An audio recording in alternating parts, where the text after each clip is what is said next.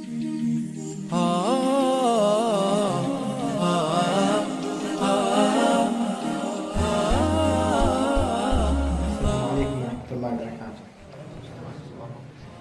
لله رب العالمين نحمده ونستعينه ونستغفره ونعوذ بالله من شرور أنفسنا ومن سيئات أعمالنا من يهده الله فلا مضل له ومن يضلل فلا هادي له وأشهد أن لا إله إلا الله وحده لا شريك له وأشهد أن محمدا عبده ورسوله صلى الله عليه وسلم.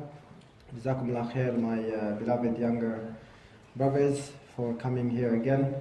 I would like to welcome my friend, the guest of today, Ustadh Abdul Karim, who studied with me in Medina University. He's here to visit, mashallah. Ustadh Abdul Karim is an imam in one of the masajid and a teacher in Tayyibun Institute, as well as a school teacher, mashallah, may Allah preserve him. So welcome, Ustadh Abdul Karim. So we spoke in the first episode. What did we speak about? What did we speak about in the first episode? In pursuit of excellence, I think. Yeah, and what was the first episode? The first episode? Yeah, the first week, what did we talk about? Spoke about ambitions. Ambition or vision, having a vision. And last week, what did we speak about? Having a vision. Goals and aims. Goals and aims. Okay, and today we're going to talk about productivity, how to be productive, inshallah, and how to tackle unproductivity. So just to recap, we said that a vision, who can give me the definition of a vision? Does anyone remember? By the way, just to mention that what I'm going to do, I'm going to bring someone here before the end of the class. I'm going to ask him 7 questions. They're all based on today's talk and the last few weeks' talks. Whoever gets them all correct, he gets a prize. There's a trek coming up, inshallah, we're going to put the poster up. We're going to trek one of the highest mountains in England. This is a trek just for the youth, and it's a £35 entrance, but whoever gets it correct, all of these answers, he gets a free entrance, only one person. So focus, I know you've got exams and GCSEs, focus on this one now. What is a vision, brothers? Who can tell me what a vision is?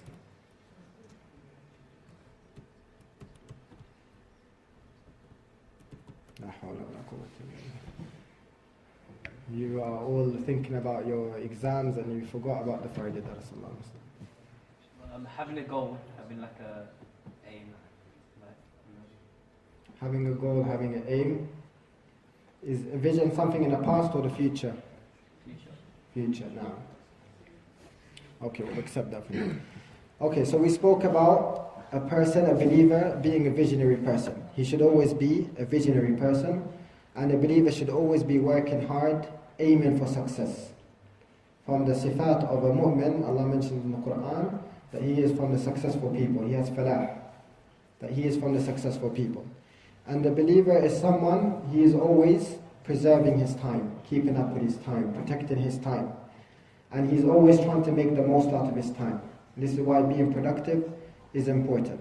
And we mentioned previously that Allah subhanahu wa ta'ala, He swore by the time. He said, wal asr. Whenever Allah subhanahu wa ta'ala makes an oath of something, it means it's very important. So time is very important. In around 5 days is Ramadan. Subhanallah. Who remembers last year's Ramadan? It feels like it was a month ago, right? And this is from the signs of the hour, that time will go so quick, to the point where the year will feel like a month. Last Ramadan feels like a month. And the Prophet ﷺ, he said, take advantage of 5 matters before 5 things happen. He said, take advantage of your time before you become preoccupied. And take advantage of your health before you become ill. And take advantage of your wealth before you become bankrupt or poor. And take advantage of your youth, mashallah, all of you, take advantage of your youth before you become old. And take advantage of your life before death happens. So we should, inshallah, make more efforts. Now that we know this hadith, this advice, we should make more efforts to take advantage of our time and use it productively and use it wisely. The Prophet ﷺ, he said that if the day of judgment erupts, i.e. the day of judgment comes, and you have a seed, or you are planting a new tree, carry on planting that tree. Because you're going to leave a legacy behind you. This tree will benefit people after you. So even in your last, stages before the end of your life, even when you're on your deathbed, always try to do khair, always try to use your time. And this is why you will find that in Ramadan, in the month of Ramadan, some of the Salaf, they used to read the Quran and complete it once a day. They used to complete the Quran once a day. And some people might think, how is that possible? The Quran, it will take a long time. And the answer to that is because they used to take advantage of every single spare minute with reciting the Quran. Every single minute they had, they would recite the Quran. The other reason for that as well is because they had a high himma, meaning they had a big desire to please Allah subhanahu wa ta'ala and a big desire to complete the Quran. One of the reasons why they always wanted to read the Quran, especially in Ramadan, is because Allah subhanahu wa ta'ala says, وَرَتِّلِ الْقُرْآنَ تَرْتِيلًا. Allah subhanahu wa ta'ala says, إِنَّ الَّذِينَ يَتْلُونَ كِتَابَ اللَّهِ. He praises those people who recites the Quran. And they know, the Salaf, these are the people who came after the companions, or the people at the time of the companions, they were smart. They know what will please Allah, what will give them more rewards. They were like businessmen with good deeds. They know this deed, if I do it, it will earn me this much hasanat.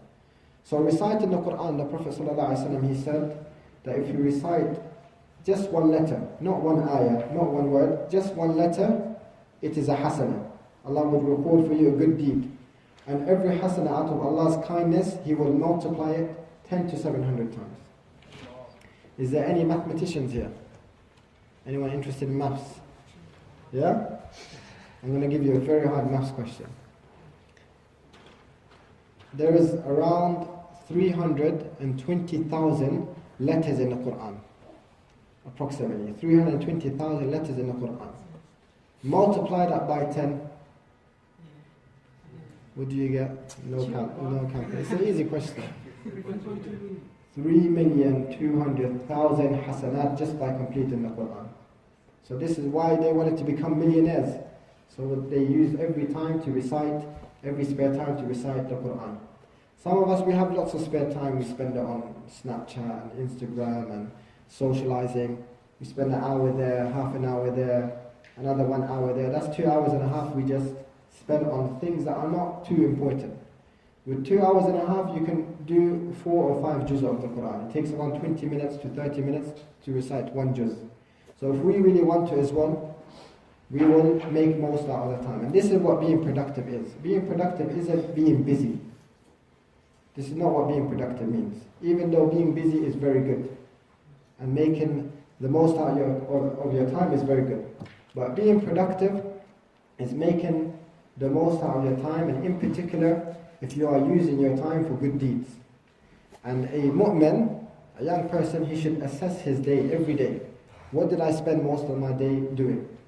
If it's, for example, working, if it's studying, if it's spending time with his family, his mother or his siblings or his wife, if it's giving da'wah, if it's reciting Quran, if it's praying in the masjid, he should evaluate. All of these things, and we mentioned work in the beginning, if it's for the sake of Allah, then your day has been productive. And he should also assess, for example, the minor daily checklist that every mu'min should do. So for example, did I pray my salah on time? Did I read my adhkar in the morning and the evening? Did I give sadaqah even if it's £1 a day? Did I pray my sunnah prayers? Did I pray my witr? Did I recite any Quran? These 5 or 6 things, they should be in the mu'min's checklist, that he should do it every day, even if he's busy. He should make time for these 5, 6 things every day, and this is how he's making his time productive. Because like we said, it's not about just being busy, it's about doing a lot of good in the short time that you have. It's about being smart with your time, being hasty to do khair, to do good, and avoiding what will waste your time. And as we mentioned in the first episode, we mentioned that there's no such thing as a person who believes he wastes time. There's no such thing as a person who stays in a room for 12 hours every day and he just sits in a chair and he does nothing. Everyone does something, everyone's busy with something. This is life. Life is lahu, life is distracting.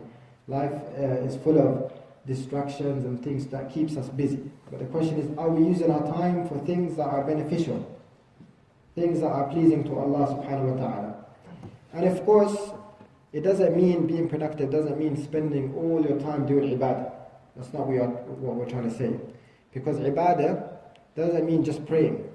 Ibadah is every single good deed that is pleasing to Allah subhanahu wa ta'ala. So even sleep can be ibadah. If you're sleeping for the sake of resting, so that you can wake up and pray Fajr, for example, or so that you can study, or so that you can work, or if you're working so that you can be a self-sufficient person, so that you can feed your children. This is ibadah.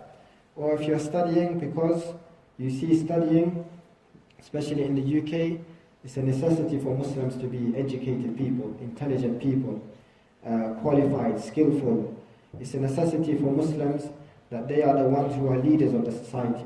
We have Muslims specialize in law, in media, in engineering, in different subjects, in medicine. And then the Muslims, they become the leaders in society. The other people, the non-Muslims, they look up to them. They say, we wish we were like them.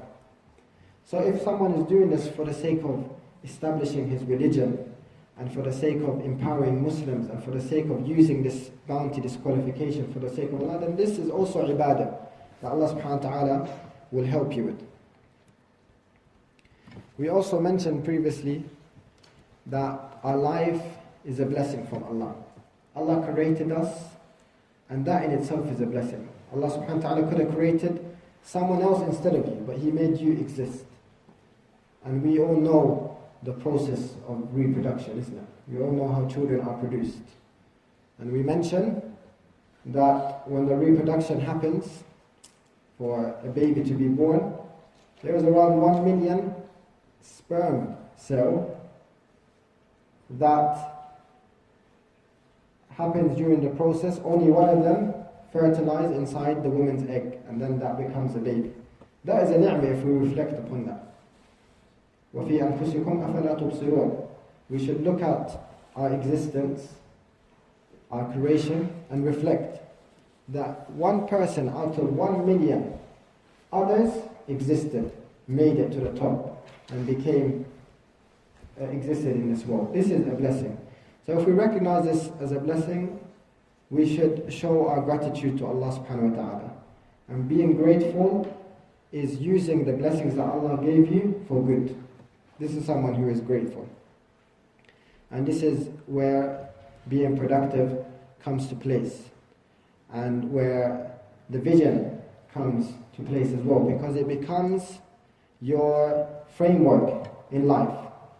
It becomes your guide. It becomes your criteria of what to focus on and what to not focus on, what to spend your time doing and what to avoid doing. So this is why it's important. And we all know that we have 24 hours in a day. We all have the same ability to think. Allah subhanahu wa ta'ala created us equally. But what makes another person more successful is he uses these means and the bounties, and he works using these means towards success and happiness. He uses them towards reaching his vision. This is what makes a person more successful than the other. Even though we have the same abilities and the same organs and the same time from Allah subhanahu wa ta'ala. We mentioned the definition, one of the definitions we discussed together of a vision, that is the ability to think about or plan the future with imagination or wisdom. This is the definition we gave. The ability to think about or plan the future with imagination or wisdom. And we also gave examples of different charities and organizations and companies that have a vision and what they exactly were. We did discuss also that working together with a team that share your vision will help you. And we also mentioned that the bigger the vision is, the wider the work becomes. But we also spoke about being realistic, having a vision that is achievable for all of us. And we also mentioned that the vision, it should be linked to the akhirah. That it's a token, this vision is a token towards the ultimate vision, which is to please Allah and to enter paradise and to save ourselves and our families from the hellfire. Two things, as the Prophet ﷺ mentioned, we take for granted is health and time. Many of us, we're not conscious, we're not grateful enough for the blessings that Allah gave us in regards to the time and also the health. Alhamdulillah, these are blessings, and like we mentioned, we should take advantage of them before they are not there.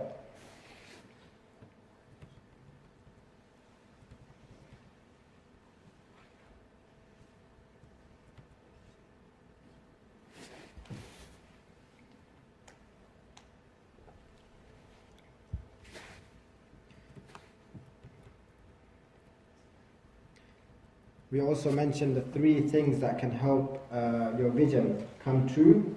We said it's a good idea, good team, and good financial support. We mentioned that, and we'll come back, inshallah, hopefully, if there's time, to finance, inshallah.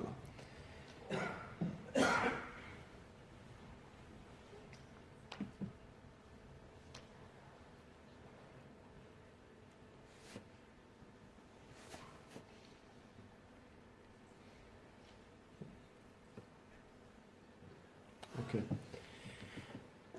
After setting the vision that we have, we should try our best not to let anything clash with that vision or anything that will divert you from that vision.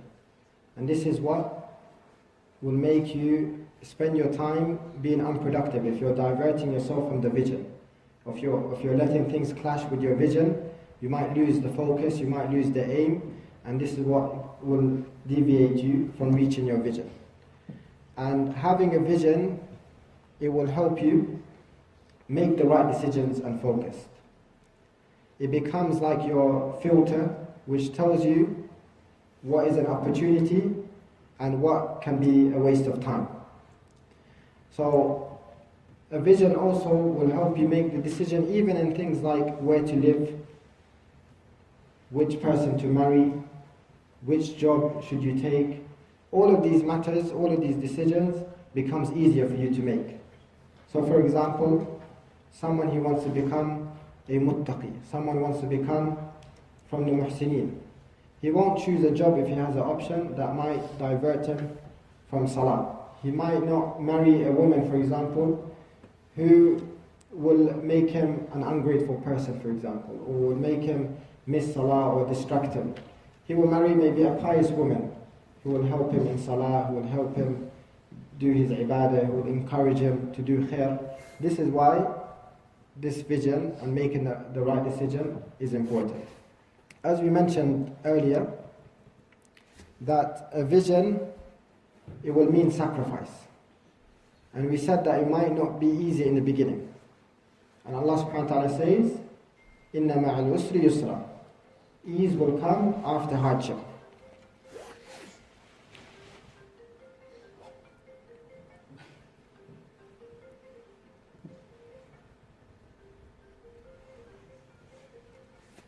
Okay, I want to, inshallah, ask a question to some of the brothers. What does the word productive mean to you? What does productive mean, or what does the word productive mean to you? Well, productive would be something that, over time you're producing more of than at a steady rate. So you can produce that a unit from a certain amount of time, but once you get better at it, you're producing more units at the same time.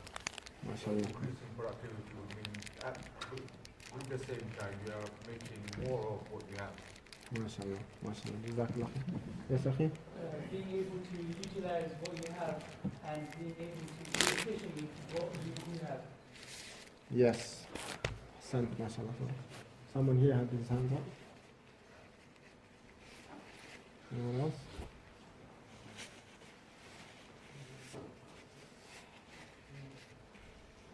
Anyone else? No. Using your time wisely. Yeah. So instead of being busy with so many things, No. small time you have, you do make use of it. No, ahsan. Jazakallah khair. Jazakallah khair. So two things that some of the brothers mentioned that are similar, two key points, is focus and energy towards your goal. This is what being productive is adding the focus and the energy towards your goal. Okay?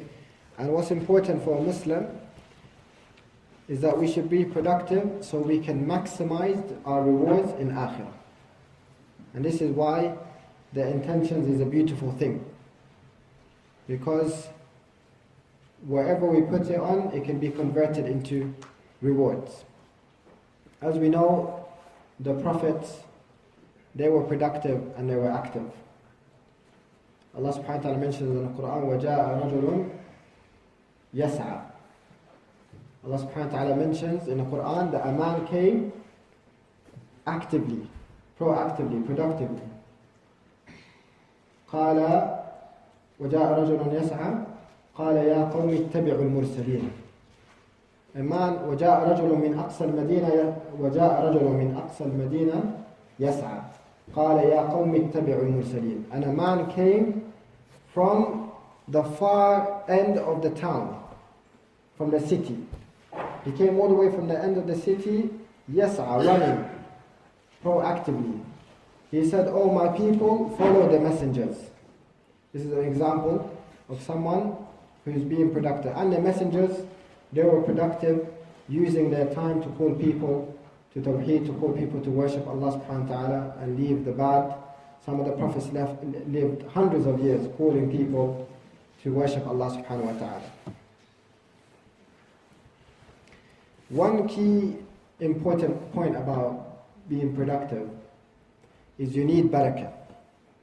Someone who has barakah in his life, subhanAllah, he is able to achieve so much in so little time.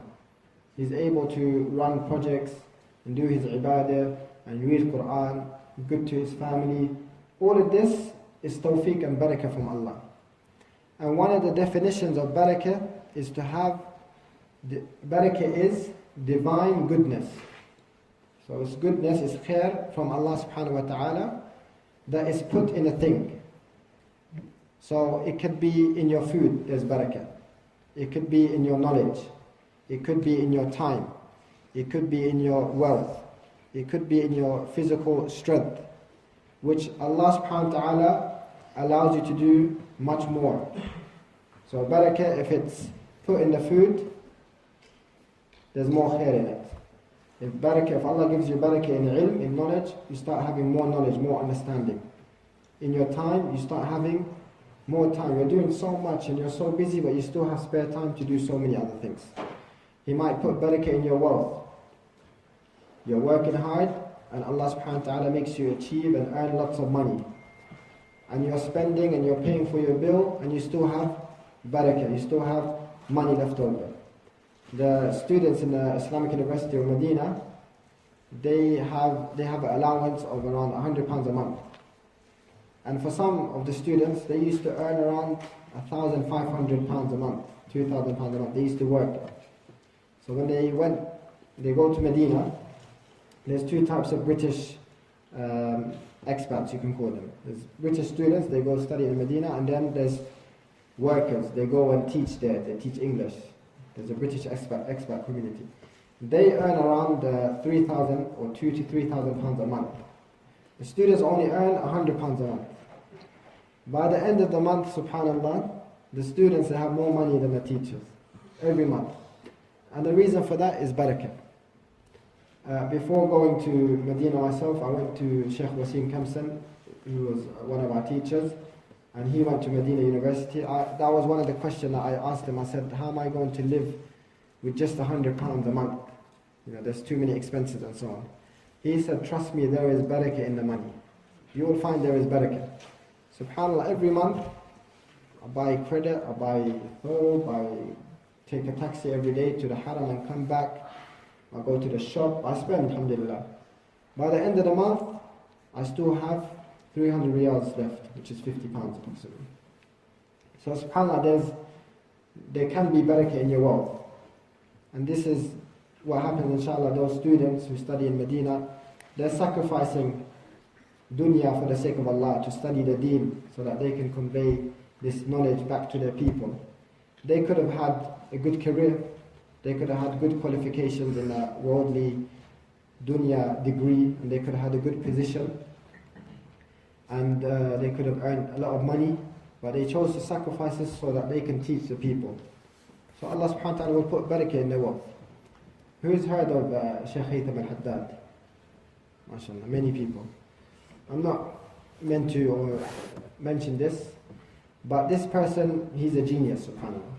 He's an incredibly smart person. And when he was in school, and he is a good example of someone who's very productive. When he was in school, he used to get the best grades. He was the smartest student, and I'm talking about primary and secondary school. He was the smartest, not just in his school, not in his city, the whole region of where he was, subhanAllah. He used to come, his name used to come in the newspaper of the top 10 students, hafidhullah. And he used to always miss his first class. He used to always come late. I'm not encouraging anyone to go late to school, but the reason for that is because he used to pray Fajr, and after Fajr he will stay up and memorize Quran, and then he will come a bit late to class. So he memorized the Quran when he was a young student. And then his father, he wanted to be a sheikh, but his father told him to study engineering. And sheikh, he lived and he was brought up in Saudi Arabia, but he's Palestinian originally. And a non-Saudi, he doesn't have as many privileges and rights as Saudis. So Saudis will get free education, free universities, they will get easy jobs. But a non-Saudi living in Saudi Arabia, he is not allowed, he doesn't get the equal chance to study in university. He has to go abroad or pay lots of money, or there has to be a big exception. They don't find jobs easy. They don't have the same rights. So anyway, the sheikh was accepted in the best university in Saudi Arabia, or one of the best universities in Middle East. And the reason he got accepted is because of his grades. So they made an exception for him. But he wanted to be a sheikh. He wanted to study Islam. This university was teaching engineering. And all of the graduates from this uni, they all started working in Aramco, or they're all general managers of big companies and so on. He only studied it because his father asked him to. His father said, I want you to study it. Otherwise, he didn't want to. So while he was in that university, he was studying under the scholars, and he was reading his Islamic books, and he was doing the exams for engineering, and he also, alhamdulillah, got top grades. I went to see his older brother in Riyadh around 2 months ago. And his brother, mashallah, is a very wealthy person, a very smart person. He's like the sheikh, but the sheikh is active in da'wah, he's active in business, mashallah. And he's a vice president of one of the big companies, construction companies in Saudi Arabia. He said, Shaykh Haytham, if he wanted to be right now, he could have been one of the biggest CEOs in Saudi Arabia, or one of the biggest companies in Saudi Arabia. And I met another person who is very active he's a founder of maybe around 100 organizations in Saudi Arabia and all over the world. He said if Shaykh Haytham wants, he could have had Hayat al-Lexus, which means he could have had the luxurious Lexus lifestyle if he wanted to. He could have had lots of money. But Shaykh came to this country around 15 years ago with the intentions of da'wah and to teach the people. He lives a very simple life. He has a very simple car, simple house. He lives very modestly, and he did this for you guys, for the Muslim community in the UK, so that there is du'as and there is murabbis, there's people nurturing the youth, there are people who are learning Islam. Alhamdulillah, Allah subhanahu wa ta'ala blessed him that he was able to be the founder of an organization that became the founder of many other projects, institutions and good projects. So alhamdulillah. This is barakah in knowledge. Allah gave him barakah in knowledge, that he was able to understand things, and he became a scholar, and he gives fatwa to people. This is barakah in his knowledge, and barakah in his time. Also physical strength, training, going to the gym or keeping yourself fit. This is also important. And some people, Allah subhanahu wa ta'ala gave them better bodies than others, that they are stronger than others. And the upper hand is better than the lower hand. The strong believer is better than a weak believer, as the Prophet ﷺ mentioned. And this is barakah that Allah subhanahu wa ta'ala gave this person. What are the sources of barakah? How do we gain barakah in our lives? Any volunteers? There's barakah in charity. So if you give charity, what happens? So if you give with the intention of pleasing Allah, You will have barakah in your wealth. Ahsan tabarakallah. That's true. Once you give sadaqah, the Prophet ﷺ, he said, sadaqah does not decrease your wealth. Subhanallah. When you give sadaqah, don't think your bank account now, your money is going lower. Even though if you pay £50, you're going to be £50 lower. But subhanallah, with sadaqah, it's amazing, it's ajib. Once you give sadaqah, Allah subhanahu wa ta'ala guarantees to pay that back. And many people who give sadaqah, in a miraculous way, they get their money back and multiplied. All the time, I've heard many stories. All the time, those who give sadaqah, they have their wealth. So once you're running low on your money, and you're down to your last £50, give £10 sadaqah and you will find that money come back and more, subhanallah. Anyone else wants to say the sources of barakah? How do we gain barakah in our lives? There's more than one. No. Simple way, following the sunnah of Rasulullah sallallahu alaihi wasallam. Ahsan. In your day-to-day life, like trying to actively follow in your day-to-day life. MashaAllah. Excellent answer. Excellent answer. Ahsan. Very important point. You have a choice of two things. To follow the sunnah or to follow the customs of the people, for example. Always when you choose to follow the sunnah, and the sunnah is a way of life. It's a guide to our life. From how to eat, how to sleep, how to talk, how to dress. Everything is in the sunnah. Once you choose the sunnah, there will be barakah in your life, subhanAllah.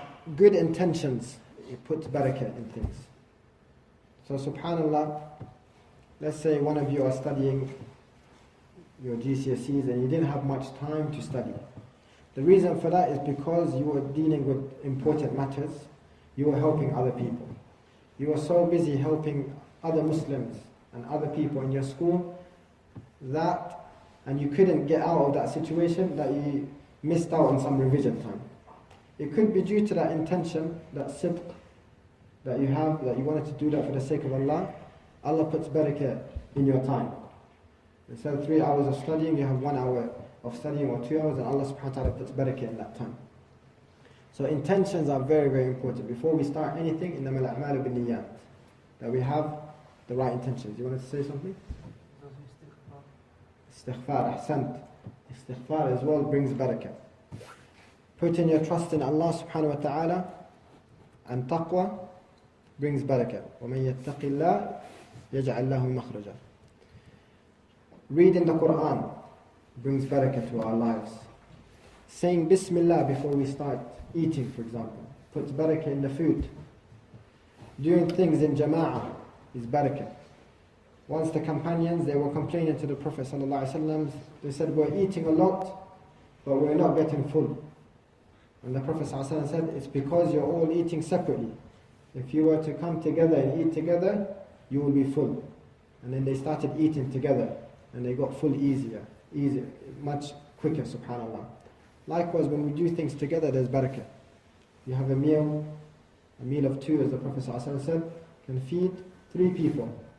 Once you bring your food together, say Bismillah and eat, there's barakah, subhanAllah. Having honesty in trade. There's a hadith, the Prophet ﷺ mentioned, that when 2 people have sidq, they have trust and they have amana, when they're doing tijara, Allah subhanahu wa ta'ala puts barakah in their tijara, puts barakah in their wealth. And this is the difference between halal money and haram money. Some people gamble. Some people, they sell alcohol. Some people, they bring their money, they make their money through haram means. But all the time, they end up becoming broke. That money gets spent somewhere, they don't even know where it's got spent. They don't feel this wealth really covering their expenses. They don't feel that this wealth is bringing them happiness because they're bringing haram money home. But the person who's working hard, he's using his hands, he's using his mind, he's using his energy, he's working extremely hard, he's sweating to bring some pounds and to bring food back home, even if it's less than what the person earning haram money has, there's barakah in that wealth. You will find that he's covering all of his expenses. He's living very happily with this wealth because he worked for it and Allah subhanahu wa ta'ala put barakah in it. Dua brings barakah. As the brother mentioned, a choice between custom and sunnah and choosing the sunnah. This brings barakah. Praying istikhara before making a decision. That brings barakah as well. For example, you have a marriage meeting. You see the sister, she's good, mashallah, she's covered up, she speaks well, she's got a good reputation, she's memorizing Quran. Then you're so hasty you marry her. If you prayed istikhara, perhaps there will be barakah in your marriage. And praying istikhara will guide you to the right decision. Giving shukr to Allah, thanks to Allah. What happens when we give thanks to Allah about something? If He gives us wealth, for example, and we thank Allah, what happens? He increases it, subhanAllah. If we give shukr, He will increase it for us. Charity, as the brother mentioned. Another one is tying the ties of kinship. When we have good relationship and making time for our family and creating bond between them, this also brings barakah. Waking up early, subhanAllah. The Prophet ﷺ, he made dua for whoever uses the time after Fajr or uses the morning. There's barakah in the morning. Studying for 1 hour after Fajr is better than studying for 10 hours. There's barakah. Your mind, even according to science, the brain is the most active in the morning. And Allah subhanahu wa ta'ala says, وَجَعَلْنَا اللَّيْلَ لِبَاسًا وَجَعَلْنَا النَّهَارَ مَعَاشًا. We made the night dark. Why? So that you can rest, so that you can relax. The night is peaceful, it's quiet, it's dark, it helps you sleep, it helps you rest. Night is for rest. And the day is for livelihood. It's bright, the sun is out, the birds are out, people are working, there's full of noise. The day is for work and the night is to rest. We have an issue with sleeping late, the ummah in general. A lot of us, we sleep late. And this is against the sunnah. The Prophet ﷺ, he used to sleep after Isha. Between his sleep and Isha was an extremely short time. And this was his sunnah. The companions, they never used to go to the Prophet ﷺ and mix and socialize with him and talk to him because they used to know that this is waqt al-raha, this is time of rest. We don't want to disturb the Prophet ﷺ. And also, the scholars, they mentioned that staying up after Isha is makruh. Staying up after Isha is makruh except for 3 occasions. Either you're seeking knowledge, studying the deen, or you have guests that came over, or you are spending good quality time with your wife. Apart from that, it's makruh to stay up. Because if we all sleep after Isha, let's say around 10 o'clock, 10 p.m., and we wake up for Fajr, let's say the Fajr Jama'ah is at 4 o'clock, that's a good 6 hours sleep. More than enough time. And maybe if we sleep 1 hour during the day as a nap, as there's barakah in that, the Prophet ﷺ mentioned, then that's 7 hours. According to NHS, that's more than enough time. NHS says that. That's more than enough time. And what happens is, we will wake up for Fajr easily. If you have 6 hours sleep, that's a good quality sleep, it's enough, your body is rested. You will wake up, mashallah, like a horse. Full of energy. You will do wudu, and you will pray Fajr, and you're even able to stay up after Fajr and do adhkar and pray the 2 rak'ah, the duha prayer, which the Prophet ﷺ said, whoever prays it as if it's an accepted Hajj and Umrah for him. And you will have a lot of energy and productivity throughout the day. But what happens when we sleep just 2 hours before Fajr, 1 hour before Fajr? Either we're going to miss Salat al-Fajr, sleep will overtake us, or we're going to wake up extremely late, we're going to miss it, or we're going to be very lazy, as if you're a dead horse. and you're not going to stay up after Fajr, you're probably going to sleep straight away. Throughout the whole day you're going to be tired, and your time is not going to be productive. Because when you're tired and you don't have enough sleep, you don't want to study, you don't want to work hard. When you're tired, especially if you're a family man, if you're a father and you have children, and the kids, they have lots of energy, they want to play. When you're tired, the last thing you want to do is play with kids. So this is why there's a famous principle in Usul al-Fiqh. مَا لَا يُتِمُّ الْوَاجِبْ إِلَّا بِهِ فَهُوَ wajib. Whatever is a means to complete a wajib, this means is wajib upon you. So for example, if there is no way for me to perform Hajj, and Hajj is wajib on me, except if I travel on plane, then traveling by plane is a necessity, is a condition for this wajib. Similarly, if I'm not going to be productive, I'm not going to wake up for Fajr, if I'm not able to do my responsibilities and fulfill the tasks of my day, except through sleeping, then sleeping early might become a wajib upon us. And sleeping late and missing Fajr, we can become sinful for that. It's no excuse. Some people will say, رُفِعَ الْقَلَمَ عَنِ النَّائِمْ حَتَّى يَسْتَيْقِظ. The Prophet ﷺ said, the pen has been lifted for the person who's sleeping until he wakes up. And I was sleeping, I didn't hear the alarm, so I'm not sinful. No, but if you made your body extremely tired and you slept extremely late, then you are responsible for that. It's different if someone, he slept early and sleep overtook him. This is a different mas'ala. Is that? 16, 17, and it's not too fast. No, ahsan. From 50 perspective, what's the- طيب, ahsan. Brothers, Siyam, fasting is soon, in 5 days. And you are all young men, you are all healthy, inshallah ta'ala. Okay? Fast the month of Ramadan and do not listen to what anyone says. Siyam is a pillar. We can't play around with pillar. We can't play around with ibadah. Even differences of opinion. Why would we put a big ibadah, a big pillar in between a difference of opinion? We want it to be accepted. The Prophet ﷺ and the companions, they performed jihad during Ramadan. They were fighting in a battlefield and they were fasting. If they can do it, we can do it. And Siyam is not about sleeping or relaxing and then half an hour before Maghrib we wake up and we say we are fasting. Fasting, it needs mashaqqa, it needs efforts.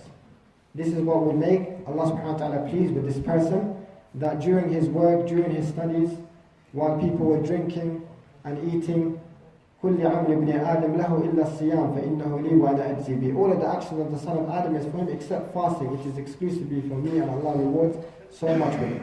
He loves it because it's a sincere act of ibadah. It's a private ibadah with Allah and the servant. Because even when he's struggling throughout the whole day, he's doing it for Allah subhanahu wa ta'ala. He's doing it to please Allah subhanahu wa ta'ala. When he's hot, he's thirsty, he's tired, nothing is stopping him except to please Allah subhanahu wa ta'ala. This is why he loves it. وَلِلْمُؤْمِنِ فَرْحَتَانِ. For the believer, there's 2 moments of happiness, 2 moments of joy. The moment he breaks his fast and the moment he meets Allah subhanahu wa ta'ala. Siyam is what inshallah ta'ala is going to give you all of your sins washed away. مَنْ صَامَ رَمَضَانَ إِيمَانًا وَاحْتِسَابًا غُفِرَ لَهُ مَا تَقَدَّمَ مِنْ ذَنْبِهِ. Whoever fasts the month of Ramadan with iman and seeking the reward of Allah subhanahu wa ta'ala, all of his past sins are washed away. If you went through puberty, Siyam is wajib upon you. GCSEs or no GCSEs?